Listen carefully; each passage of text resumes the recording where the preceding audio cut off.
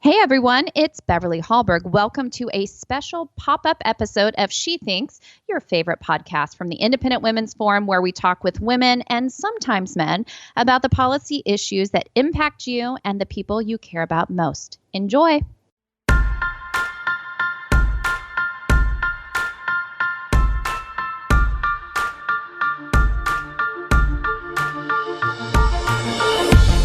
Welcome, and thanks for tuning in to a special pop-up episode of the Independent Women's Forum podcast, She Thinks. I'm Inez Stettman with IWF, and I'm pleased today to welcome Max Eden as our guest. Max is an education policy researcher with years of experience focused on education and education reform, including school choice.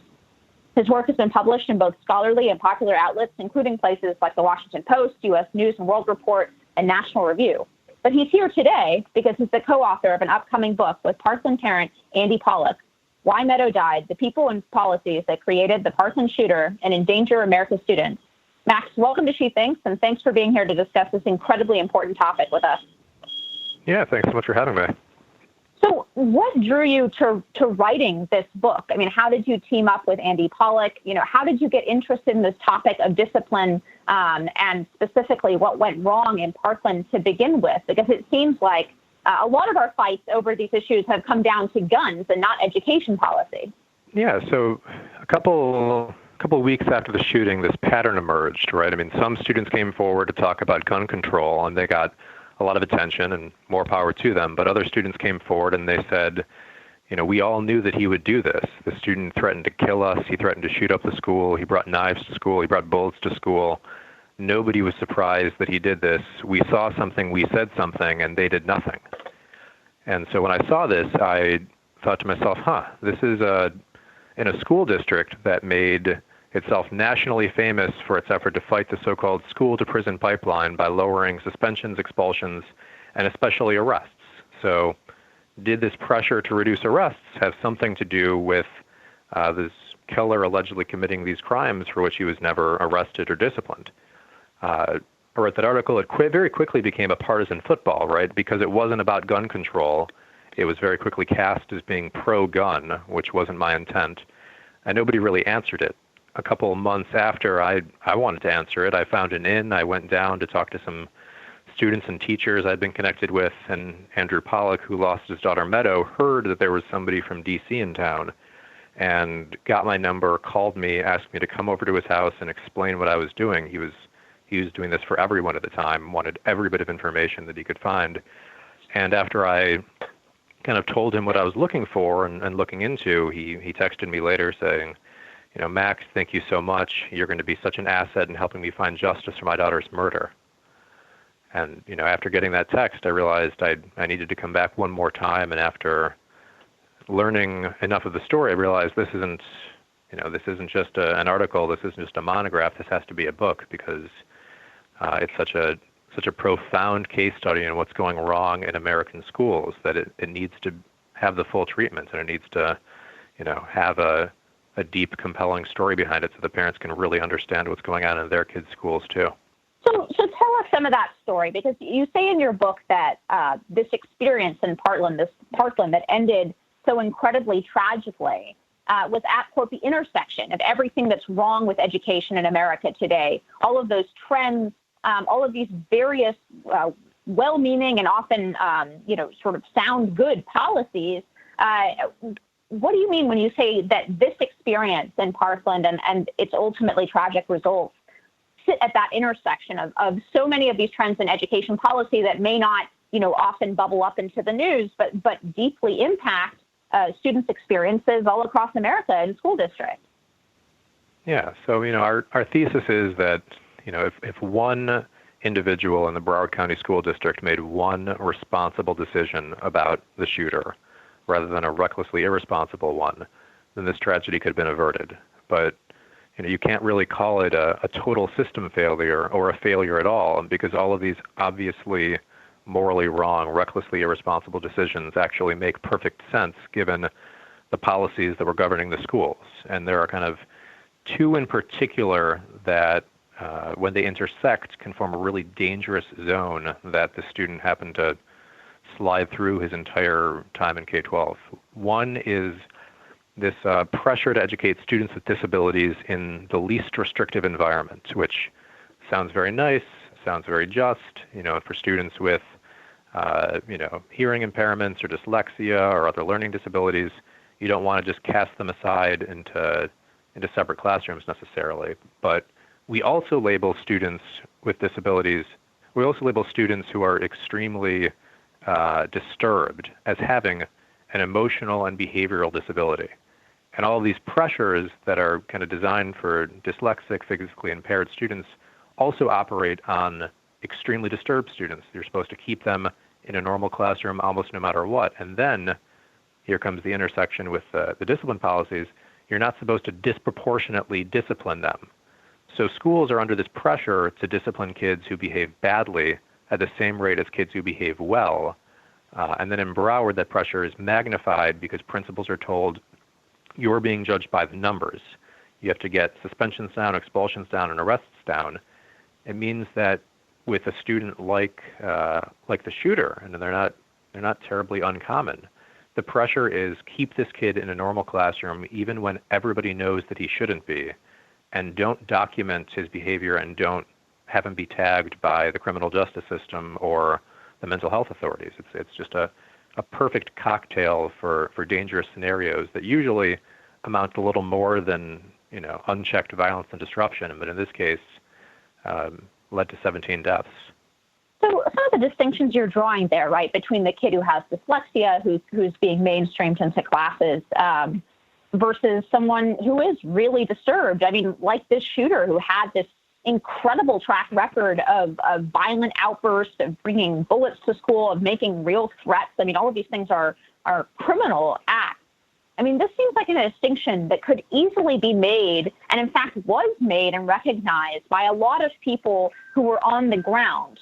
So how exactly do those policies that you were talking about dropping or creating an incentive not to refer students to law enforcement, not to suspend students, not to discipline students at different rates, what effect do those policies sort of bureaucratically have on the ground when a teacher is looking at these two kids, one who might be, who might need a minor disciplinary action, but is completely, one would think these are the sort of things that human beings are pretty good at distinguishing on the ground, but might be difficult from a bureaucratic perspective. I mean, how did those bureaucratic incentives start to affect what should be, as you said, basic common sense versus recklessly irresponsible?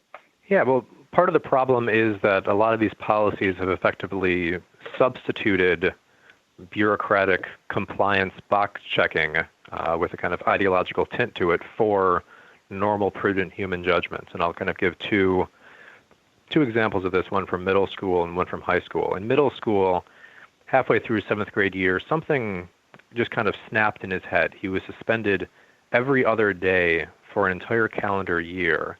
When you look at the teacher's records, he was talking about guns virtually every day. He talked to students about skinning animals. He vandalized property. He at one point tried to kill himself by running into oncoming traffic. Everybody knew that he shouldn't have been in that school. Everybody was scared of him. They had a security escort him through the halls. He wasn't allowed to go through the halls alone. The security escort went into many of the classes when teachers were too scared to have him in their class. Eventually, the security escort wasn't enough, and they had his mom come to the school and follow him around as well. This persisted for about a calendar year because by the time they decided to start taking the steps to send him to the specialized school where everybody knew he needed to go, it took about 5 months. And when I showed this, if a parent were to hear this, they would think this is insane. They are purposefully, continually, intentionally endangering my child. This has to be profound educational malpractice. But the experts I've spoken to in the Broward School District say, that's about as fast as it can possibly go. So that's the way in which this kind of disability policy can hold an entire school hostage and not allow an obvious action to be taken that everybody knows is the right thing to do, but you just can't do it until you go through months and months of paperwork. Another thing at the high school side and the discipline piece in particular, He was, according to security staff, brought to the office all the time, maybe on a daily basis. Nothing in his discipline record reflects that. It's actually pretty clean in high school compared to middle school. This leniency pressure took hold in his high school years. It got so much to the point that they not only prohibited him from bringing a backpack to school, they also frisked him every day for fear that he might be carrying a deadly weapon and use it. But this doesn't really show up in his discipline record, and it certainly didn't amount to an arrest. So you have a situation where the teachers are told, if you see this kid with a backpack, let us know. The administrators are frisking him every day, and this is business as usual. No law enforcement referral required. So you mentioned in the beginning of what you were just saying that there's an ideological tint to all of this, right? The idea that that if there are disparities, the explanation for them must be discrimination, or that if teachers make different decisions about the actions of one student versus another based on all these factors on the ground that amount to the common sense that we're saying is so clearly lacking in this series of decisions, right? But that our policies, to a large extent, say that must be due to discrimination. You also note in the book that at one point there are two ways to be successful, right, sort of in the education sphere.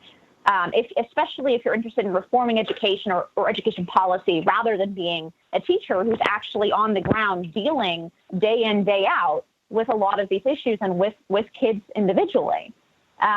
You can either go sort of the corporate route, and you can focus on metrics like test scores and metrics that sort of education reformers, generally on the right, but also on the left, have focused on for the last 20 or 30 years.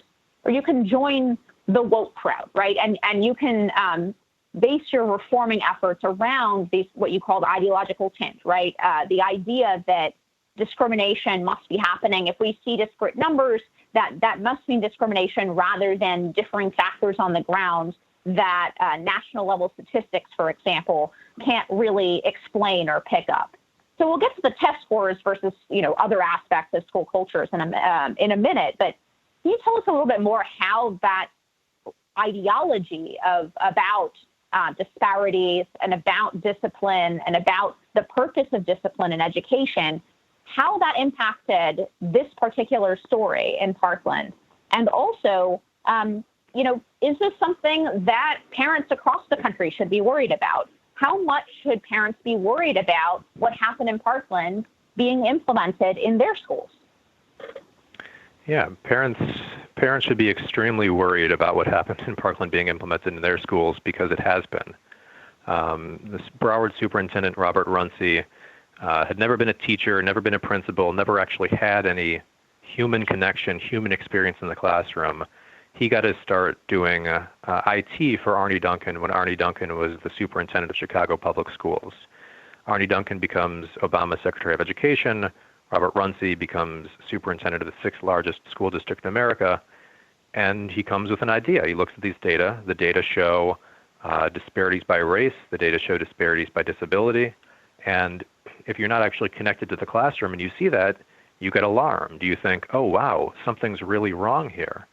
And if you don't let yourself admit that these numbers reflect deeper inequities in society, you end up blaming the school. You end up blaming the teacher. And if the teachers are, in fact, at fault, then second-guessing their judgment would make perfect sense, because we don't want them making biased judgments, so the ideology goes.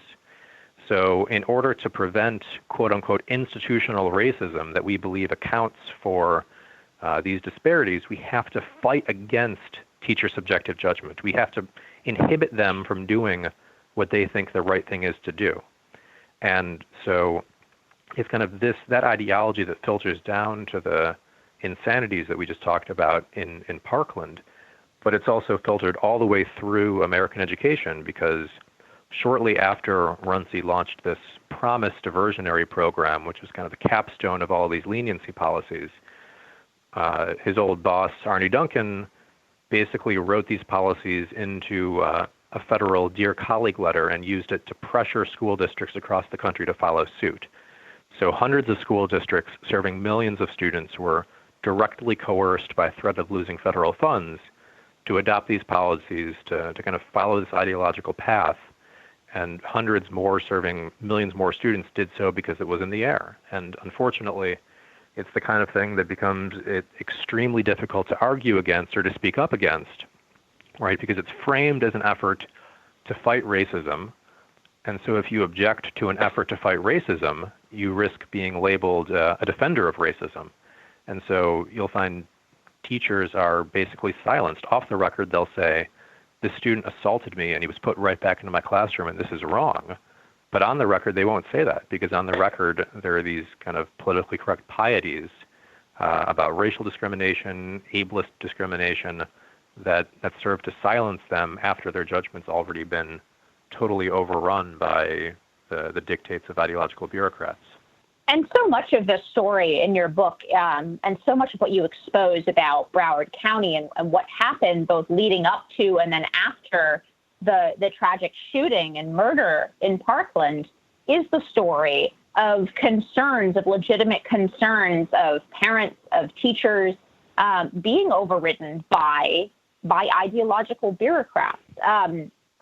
I mean, you highlight so many stories of parents and teachers, including, which for the record, Max and I are friends and we've gone back a fair number of years, but I've actually never heard you talk about this before, including the fact that your own mom was a teacher in an inner city school in Ohio, and decided that after these discipline reforms, she didn't feel supported by the administration to control her classroom and ended up moving to a different school.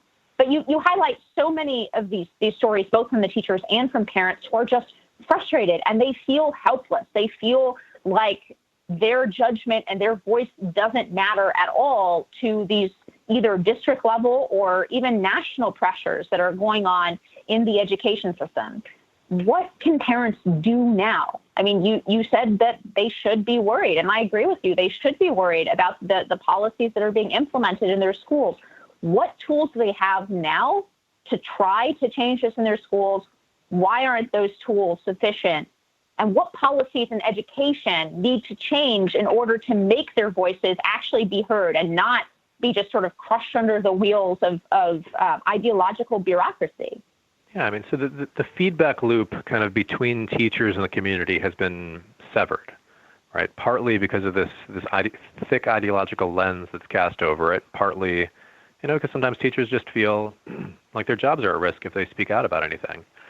So teachers aren't willing to go on record, but parents need to find out what's going on. So the first thing I would tell any parent is talk to your teacher, talk to your kid's teacher. Say, hey, I'm not going to say you said this to anybody, but is there a kid in my child's classroom who everybody knows shouldn't be there?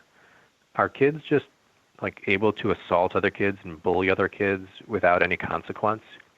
And if there is, then it's incumbent on parents to be the voices of the teachers, be the voices for their students, and go to their school board and demand that these policies, if they're causing these problems, be rolled back. Unfortunately, we tried that in Broward County. Andy, other families, kind of ran a slate of candidates to try to inform the community about what was really going on in their schools, how dangerous it was, all of the failures, the total non-apologetic, shoving off all responsibility nature of the school district. And they couldn't convince the voters to throw the bums out. Nothing really changed. So the first step is to try to get involved, talk to teachers, use the levers of the democratic process. The second step, a step that I hope that policymakers a step higher can take to give parents more power, is school choice, right? There is one incident recorded in the book, which was also recorded by the state commission, where a parent goes into the principal's office and says, I don't like the way that you dismissed the threat posed by this crazy student. You need to do something about him. And the principal allegedly said, well, if you don't like the way that I run the school, you can just leave. The only reason the principal can make that threat is because the parent can't. If the parent can credibly make that threat, then all of a sudden the administrator has a reason to actually keep the kids safe, because you're going to lose the kids, you're going to lose the money if the kids aren't safe. So, at the basic level for parents right now, I say talk to your teachers, find out if the dynamics that were playing out in Parkland are also playing out in your schools. But for policymakers, I say, give teachers the power to have control and authority over their kids' educational career, because everything from within the system is encouraging the people we trust with our kids to be irresponsible, and only a countervailing pressure coming from parents can fix that. And I think at the end of the day, school choice is the greatest pressure that can be applied. I totally agree with that. And it sounds like what you're saying is that fundamentally incentives have to be aligned. I mean, there are millions of kids going back this week to school in the last week or so as well, going back to school, right? It's September. And so many of their parents, they might be aware of these. And unfortunately, as is the case in a lot of the stories that you tell in your book, parents only become aware of these kinds of policies when their kids are impacted by them, right? When their kid, let's say, is hopefully not the victim of something as horrific and extreme and tragic as what happened in Parkland, but let's say that the impact is a little more common and a little less dramatic. Let's say that there's a violent bully that a parent is worried about and who harasses his or her child. I know you've told a ton of these stories over time, both in your book and in your work. But I mean, what can parents do when administrators stonewall them and tell them that there's nothing they can do about repeated bullying, about safety? I mean, isn't this the most basic guarantee? I mean, forget about academics, right? Isn't this the most basic fundamental guarantee that the public school system should be giving to parents? The guarantee that their children will be safe while they're on campus? Yeah, I mean, even when these things affect kids and parents kind of know it, they don't really put their finger square on it, right? Because if your kid's getting bullied, you don't quite connect that to a national policy shift. So the goal of this book is to explain to parents, this is what's happening. This is why it's happening. What Andy says at this point, when he started, he wanted to be the last father to ever lose a child in school. Now he says, I had no idea what was happening in my daughter's school. I don't want any other parent to honestly be able to make that excuse because we're telling you. So the first step is to get involved, just to find out, right? That's why we wrote this book, for parents to look at what happened in Parkland and take that to understand what's happening in their kids' schools. When they do, there's still a big question as to, what does that do at the end of the day, right? I mean, to me, this is a lot like the Common Core. It was nowhere at first, then it was forced everywhere, kind of under the radar. Then when parents finally understood it, they were up in arms. It caused a grassroots national rebellion. But there still wasn't, that many clear ways to uproot it because the policy levers were going on much above them. In this case, it really is the school board that decides these things. It's, the principals are acting this way because they report to the superintendent. The superintendent is acting this way because he mostly reports to this kind of bureaucratic ideologue gestalt that I call the social justice industrial complex. The superintendent doesn't always feel beholden to school board members, who in turn don't always feel beholden to parents. So I think the way to actually change any of this is for enough parents to understand what's going on in their kids' schools and basically come to school board meetings with pitchforks. Outside of Broward, I don't think school board members mean to encourage these dynamics. They think that they're fighting for social justice, and they just don't know, and they won't know unless parents tell them, and tell them in a very strong way. Where can our audience get informed for that fight with your and Andy's book? Where will it be available? When does it come out? Where can our audience get their hands on this absolutely critical information for back to school? It is available on Amazon. Comes out September 10th. You could also visit Andy's website, americansforclass.org, but primarily, the book is out on Amazon, and we want every single parent across America to read it because the basic line is that Parkland was the most avoidable mass murder in American history, and the policies that made it inevitable have come to your kid's school too. So, you need to understand what happened here to understand what's really happening with your kid in their classroom. Max, thanks for joining us today to talk about this heavy but incredibly important topic, especially as we've said with so many kids going back to school last week and the week before. And thank you to our audience for joining us for another episode of She Thinks with the Independent Women's Forum.